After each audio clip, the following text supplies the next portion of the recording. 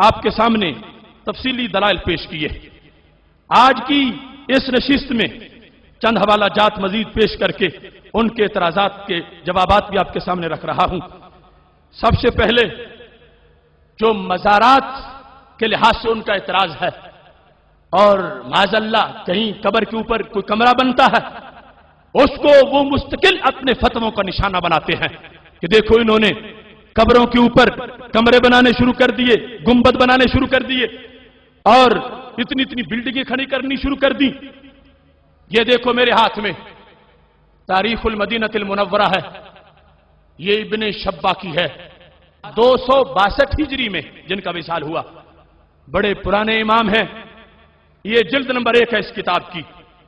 اس کتاب کے اندر انہوں نے لکھا ہے قبر ام حبیبہ زوج النبی صلی اللہ علیہ وسلم ورضی اللہ تعالی عنہا، حضرت ام حبیبہ رضی اللہ تعالی عنہا کی قبر. یہ باب اس کتاب کے اندر موجود ہے. ابن شبہ بڑے مستند امام ہیں. ان کے حوالے سے یہ قبور والے مسئلے کی وضاحت میں ابتدائی بات پیش کر رہا ہوں. یہاں حضرت یزید بن صائب کہتے ہیں کہ مجھے میرے دادا جان نے یہ بات بتائی تھی. پوری سند انہوں نے لکھی. لما حفر عقیل بن ابی طالب فی دارہ بئرا، کہ جب حضرت عقیل بن ابی طالب رضی اللہ تعالی عنہ نے، جو حضرت علی رضی اللہ تعالی عنہ کے بھائی ہیں، انہوں نے اپنے گھر میں کنواں کھودا، وقع علی حجر منقوش، تو کھودتے کھودتے نیچے سے ایک پتھر نکل آیا جس پر نقش و نگار تھے، مکتوب فیہ، جس پہ لکھا ہے، پتھر کے اوپر لکھا ہے جو زمین سے نکلا. لکھا کیا ہے؟ وہاں پر لکھا ہے قبر ام حبیبہ. پتھر پر جس طرح قبر پر پڑی لگائی جاتی ہے نام لکھ کے، تو کنواں کھودنا چاہا، نیچے سے پتھر نکل آیا اور پتھر میں کھدائی ہوئی تھی، نام کندہ تھا، لکھا ہوا تھا قبر ام حبیبہ بنت صخر بن حرب. یہ حضرت ام حبیبہ رضی اللہ تعالی عنہا کی قبر ہے. فدافن عقیل البئر، حضرت عقیل رضی اللہ تعالی عنہ نے اس کنویں کو بند کر دیا. وبنا علیہ بیتا، اور اس پہ کمرہ بنا دیا. وبنا علیہ بیتا، جب پتا چلا کہ یہاں تو امی جان کی قبر ہے، حضرت ام حبیبہ کی قبر ہے، اس جگہ انہوں نے کھدائی پھر نہیں کی بلکہ اس قبر کو بنا دیا.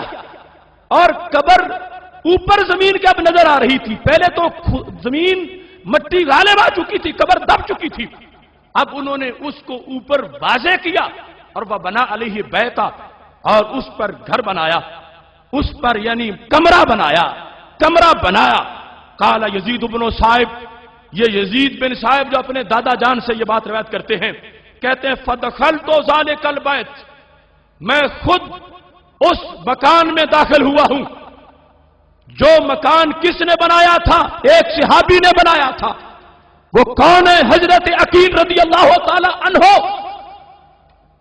کس پر بنایا تھا؟ قبر پہ بنایا تھا. اور قبر کس کی تھی؟ حضرت ام حبیبہ رضی اللہ تعالی عنہا کی قبر تھی. تو یہ کہتے ہیں فدخلت ذلک البیت، میں اس مکان میں داخل ہوا. فرأیت فیہ ذلک القبر، میں نے اپنی آنکھوں سے قبر کی زیارت کی ہے. آج جو قبروں کے اوپر تعمیر کی جاتی ہے زائرین کے فائدے کے لیے اور وہاں پر حاضری کے اہتمام کے لیے، اور دنیا کو پتا چلے کہ یہ ایک اللہ کے ولی کی قبر ہے، ہم اس کو فرض واجب نہیں سمجھتے، لیکن جس درجہ استباحت میں ہے اس کی ہمارے پاس دلیل بھی موجود ہے کہ یہ 15ویں صدی کی بات نہیں، یہ دور صحابہ کی بات ہے. یہ فعل صحابی رضی اللہ تعالی عنہ ہے کہ انہوں نے ایک قبر کے اوپر کمرہ تعمیر کیا. اور راوی کہتے ہیں میں اس کمرے میں داخل ہوا، مجھے پہلے جہاں کنواں کھودا جا رہا تھا وہاں بنی ہوئی قبر نظر آئی تو پتا چلا اہل سنت و جماعت اپنی طرف سے مسلک گھڑنے والے نہیں ہیں، بلکہ جو چیز شروع سے چل کے آئی ہے اور جو اس کا درجہ ہے اس درجہ کے لحاظ سے اس چیز کو ماننے والے ہیں. जहां तक कब्र में मकबूर इंसान की हैसियत है, हमने कब्र और बुत और कब्र वाले और बुत के फर्क पर जो नज़म पिछले साल पेश की थी, वो भी उन पर कर्ज है।